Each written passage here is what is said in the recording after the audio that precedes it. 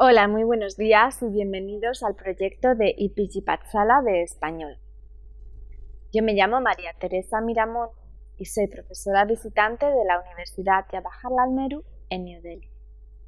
En esta universidad imparto asignaturas de lengua, literatura e historia de España, como por ejemplo literatura española medieval o literatura española del siglo XX y contemporánea, al igual que historia de España del siglo XX y diversas asignaturas de lengua española. En esta ocasión vamos a comenzar con el módulo 33 del paper 15 de Historia y Cultura en Hispanoamérica, que se titula El arte en Hispanoamérica. En este módulo vamos a hacer una aproximación al arte hispanoamericano y para ello vamos a hacer una panorámica de las etapas por las que transitó el arte en este continente desde antes de la conquista hasta la actualidad. Puesto que ya hemos estudiado el arte precolombino, es decir, el arte indígena existente antes de la llegada de los españoles, en anteriores módulos, tan solo vamos a hacer un breve repaso del mismo, para centrarnos más en el arte colonial, postcolonial y del siglo XX y XXI. El arte postcolonial se puede definir como la mezcla del arte precolombino, propio de las culturas indígenas americanas y de los colonos europeos que conquistaron el territorio y se instalaron allí.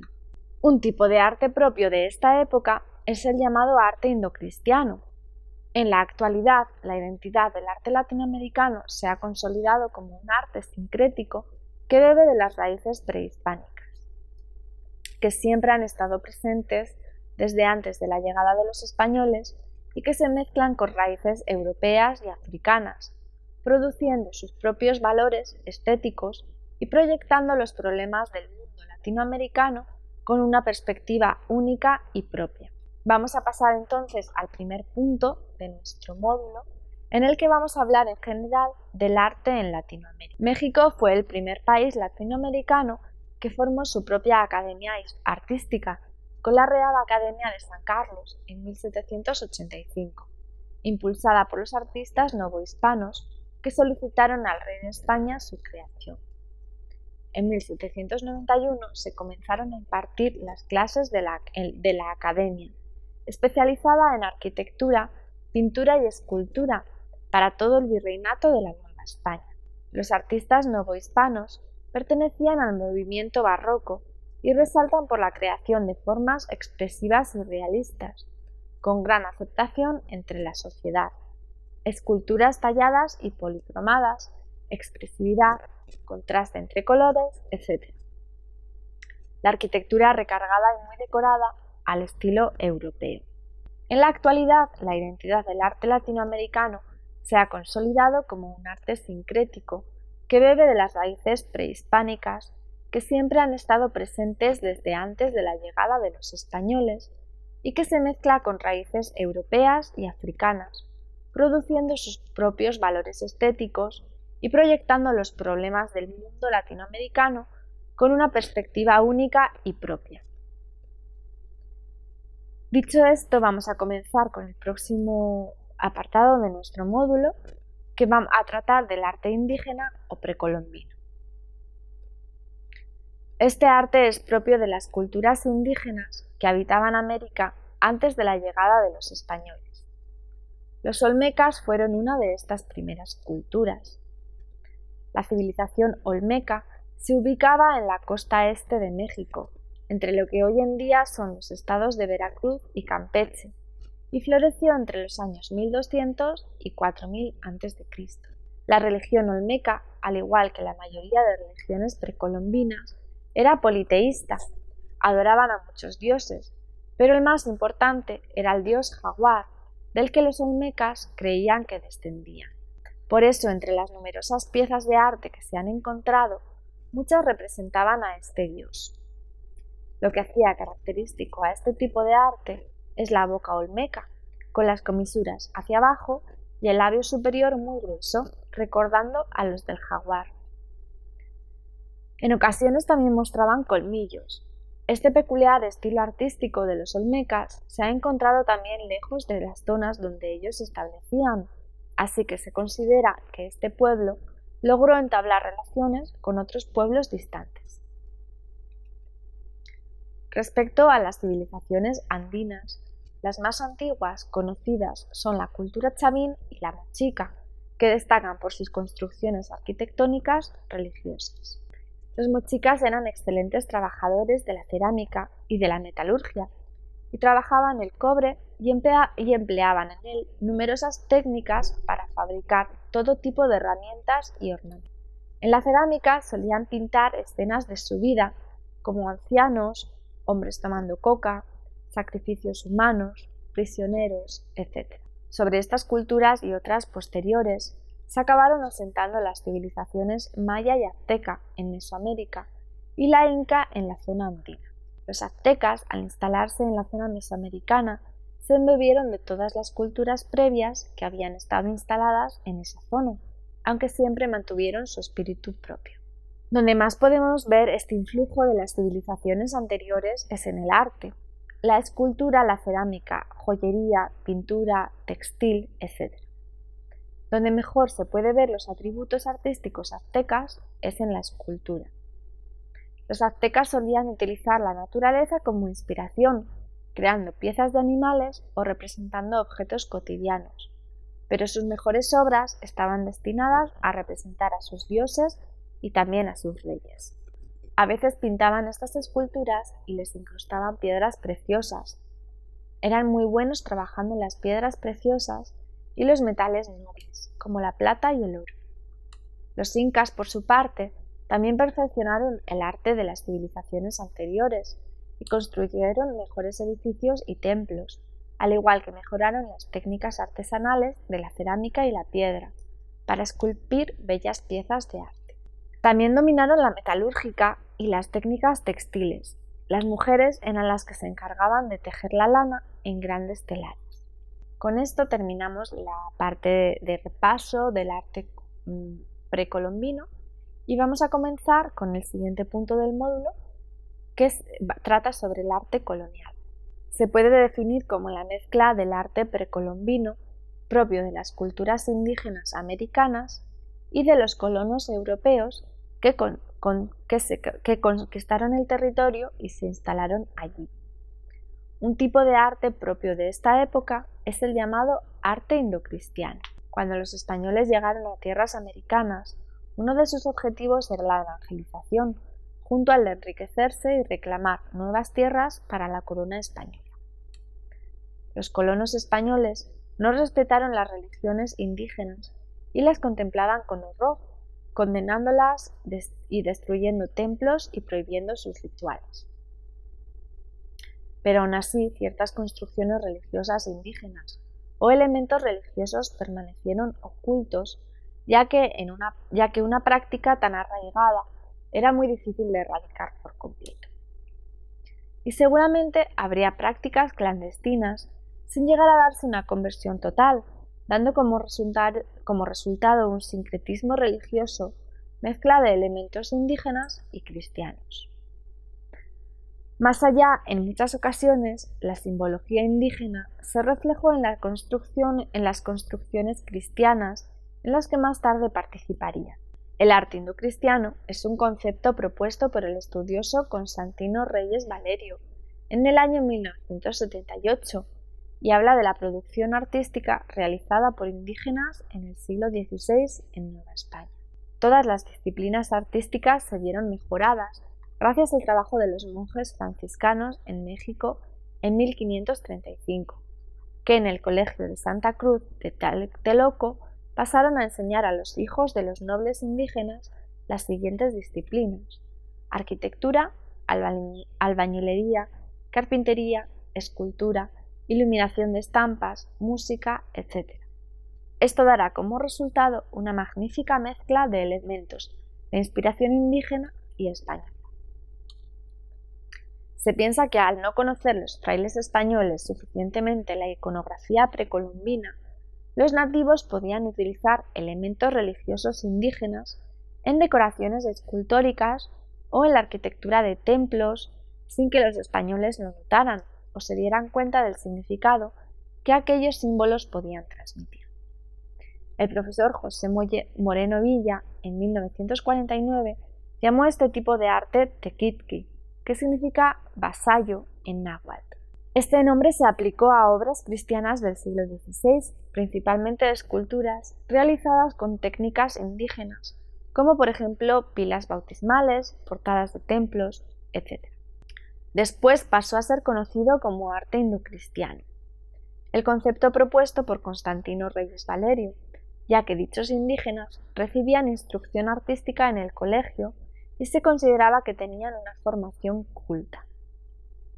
Alguna de la simbología que se puede encontrar en este tipo de obras están labrados en los muros de las obras, y uno puede encontrar águilas que representan al sol y al dios Huitzilopochtli, que a veces aparece junto a un nogal, y corazones que representan la fundación de la ciudad de Tenochtitlán, lagartijas, serpientes, felinos, ídolos o figuras prehispánicas, entre otros. Y con esto pasamos al arte poscolonial.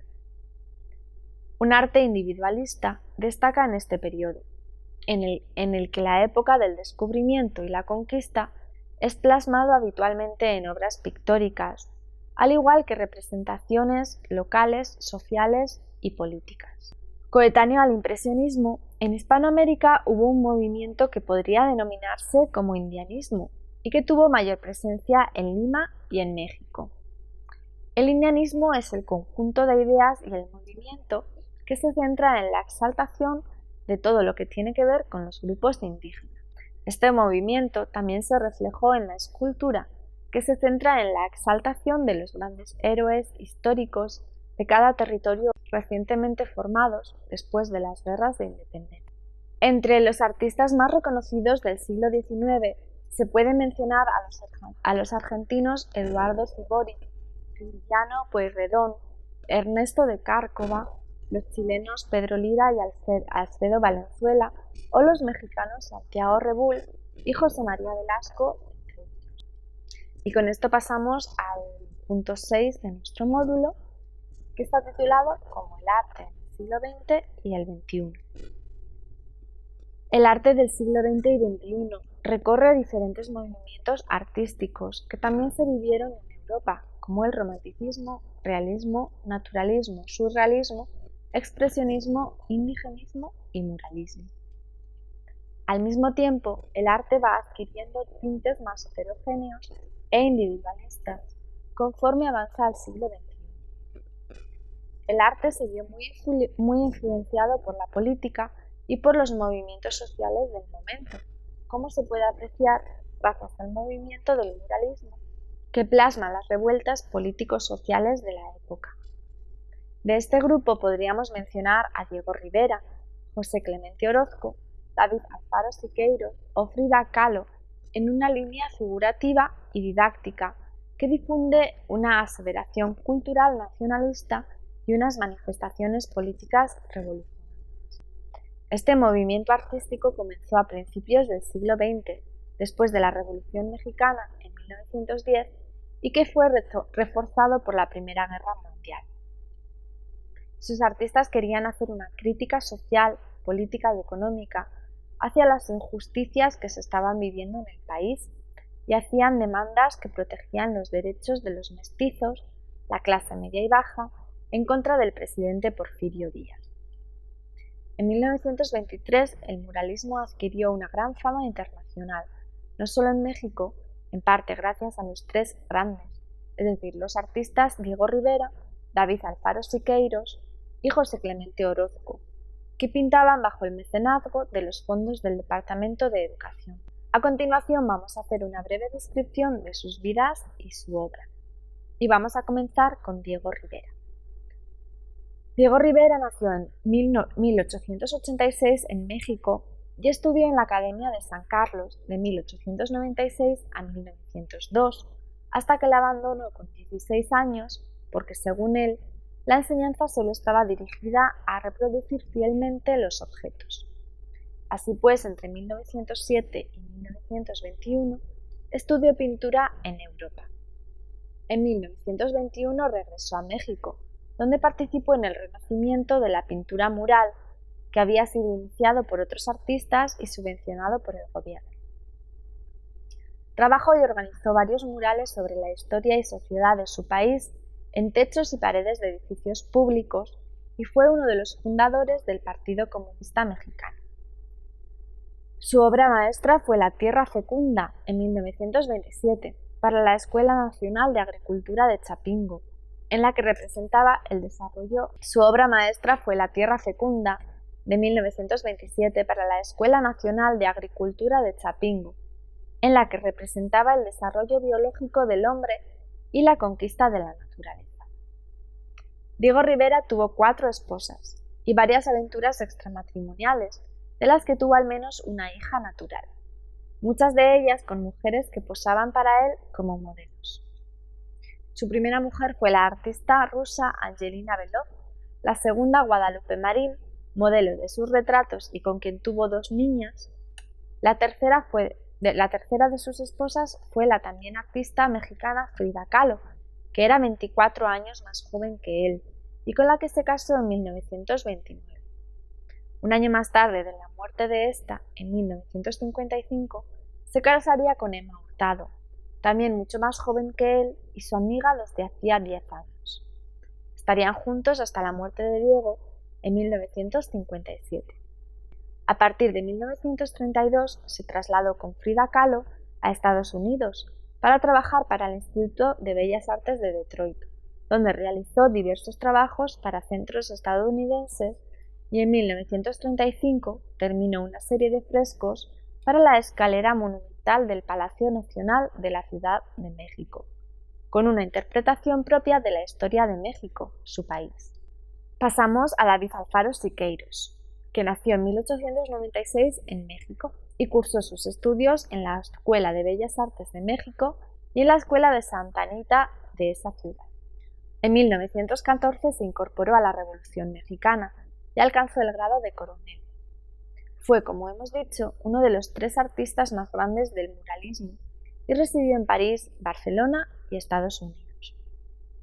En Barcelona publicaría su Manifiesto para los Artistas de América, donde hablaba de sus ideas sobre el muralismo. Cuando regresó a México, organizó el Sindicato de Pintores, Escultores y Grabadores Revolucionarios y comenzaron a tener trabajos solicitados por el gobierno. Formó parte del Partido Comunista Mexicano y fundó el periódico El Machete. De una fuerte ideología marxista, participó en las revoluciones contra Huerta y también en la Guerra Civil Española, en el lado republicano, en las brigadas internacionales. De los años 1936 al 37 se trasladaría a New York y formaría una escuela estética. Después de su vuelta a México, sería exiliado a Chile por participar en un atentado contra Trotsky, ayudado por el entonces cónsul Pablo Neruda. Su activismo político, reflejado en sus obras artísticas, nunca cesó y en 1962 fue encarcelado 1 año por ocasionar disturbios estudiantiles de extrema izquierda. Algunas de sus marchas más célebres son, por ejemplo, la Marcha de la Humanidad en 1971, que son unos 4.600 metros cuadrados de paneles que decoran el Hotel de México, o del porfirismo a la revolución en el Museo Nacional de Arte de México. José Clemente Orozco nació el 23 de noviembre de 1883 en Ciudad Guzmán, México. Realizó sus estudios de arte en la Universidad Nacional y la Academia de San Carlos de Arte. La arquitectura era su carrera prevista y por un tiempo estuvo asociado profesionalmente con el arquitecto Carlos Herrera. Pero después de 1909 se aplicó por completo a la pintura, el dibujo y la impresión. En 1922 se unió a Diego Rivera y David Alfaro Siqueiros al Sindicato de Pintores y Escultores, intentando recuperar el arte de la pintura mural con el patrocinio del gobierno. Una de sus más destacadas obras fue la serie de murales que hizo para la Escuela Nacional Preparatoria sobre la Conquista, la colonización y la Revolución Mexicana. De 1927 al 34 trabajó en Estados Unidos. Allí realizó un grupo de murales importantes para diversos organismos. A destacar son los murales que realizó para la Biblioteca Baker, que escenifican la historia de América con la serie La llegada de Quetzalcoatl, El retorno de Quetzalcoatl y Modern Industrial Man. Cuando regresó a México, realizó también diversos murales, como por ejemplo en el Palacio de Bellas Artes en el 1934 y la Suprema Corte de Justicia en 1941 en México DF. Además de diversas series en importantes instituciones de la ciudad de Guadalajara, como el Palacio del Gobierno, la Universidad o el Hospicio Cabañas. Durante la década de 1940 pintó algunos lienzos. Y ahora vamos a hablar brevemente sobre otro de los movimientos modernos, que es el surrealismo. El surrealismo fue otro de los movimientos importantes en casi todos los países de Hispanoamérica en los años 30 y 40, como se refleja en 1940 con la Exposición Surrealista Internacional en México. Como representantes de este movimiento, podríamos nombrar al chileno Roberto Malta y al cubano Wilfredo Lama.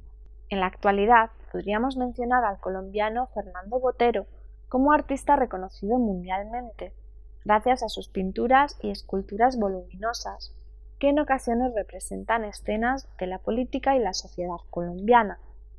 Al ecuatoriano Osvaldo Guayasamín, destacado pintor, escultor y muralista, o al chileno Claudio Bravo, lo que se puede afirmar es que el siglo XX consolidó la identidad del arte latinoamericano como un arte sincrético que bebe de las raíces prehispánicas que siempre han estado presentes desde antes de la llegada de los españoles y que se mezcla con raíces europeas y africanas, produciendo sus propios valores estéticos y proyectando los problemas del mundo latinoamericano con una perspectiva única. Y con esto damos por finalizado el módulo sobre el arte en Hispanoamérica.